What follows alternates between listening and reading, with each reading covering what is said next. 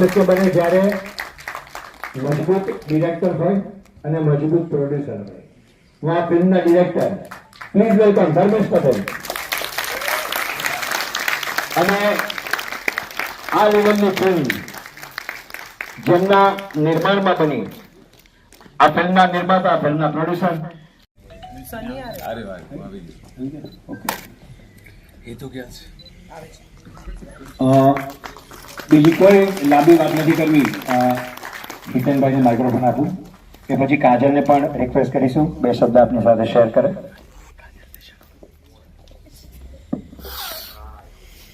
Thank you વધારે તો શું કહું. Thank you Dharmeshbhai for trusting me with this script. Thank you Vijaybhai.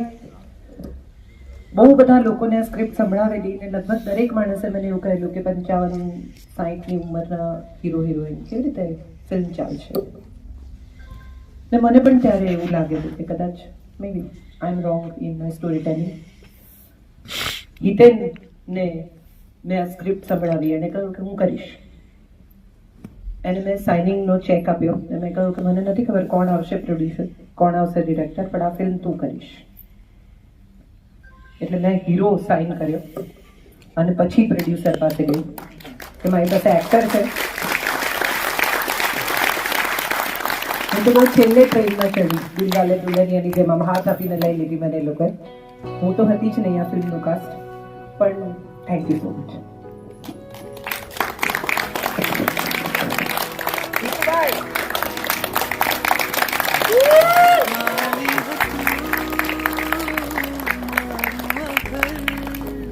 એ તો ભાઈ આજે આપણે ડબલ ક્લેપ સાથે વધારવાના છે. કાલે 17 તારીખ છે અને વિશ્વની પહેલી ઘટના છે. એક જ દિવસે એક જ હીરોની 3 ફિલ્મ રિલીઝ થઈ.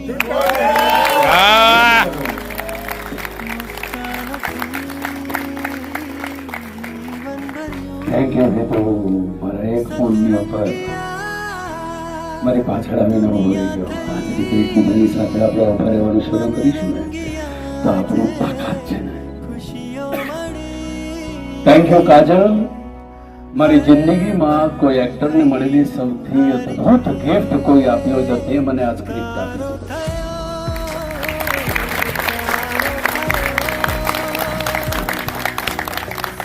દર વખતે આપણે પ્રીમિયર બત્યા પછી એક ના એક વસ્તુ આપણે સાંભળીએ છીએ, એમાંનું કશું મારે નથી.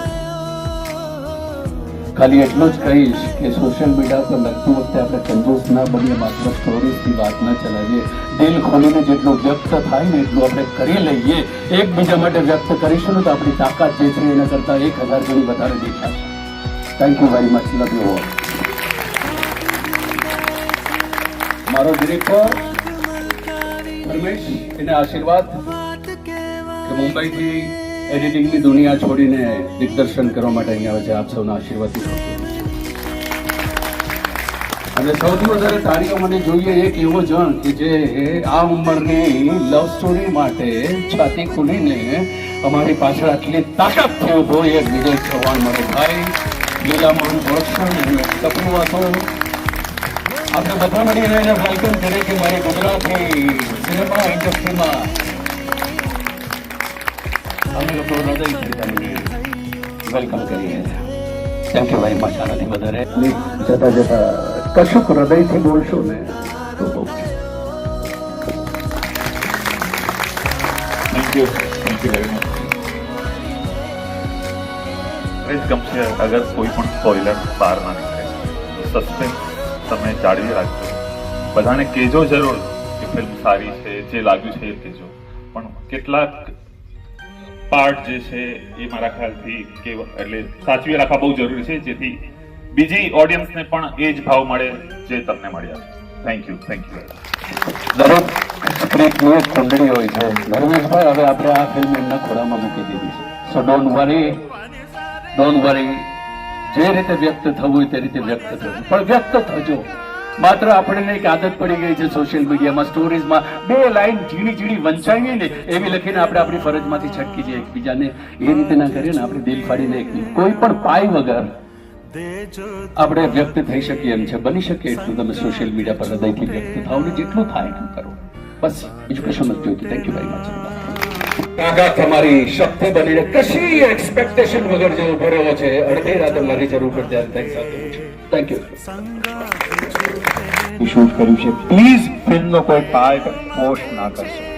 ફિલ્મના હિટમાં તો સૌને કરબદ્ધ વિનંતી, કોઈ પાર્ટ ચોક્કસ ફોટોગ્રાફ મૂકો, સેલ્ફી મૂકો, સ્ટોરી મૂકો, પણ ફિલ્મનો કોઈ શૂટ કરેલો પાર્ટ પોસ્ટ ના કરતા. Thank you.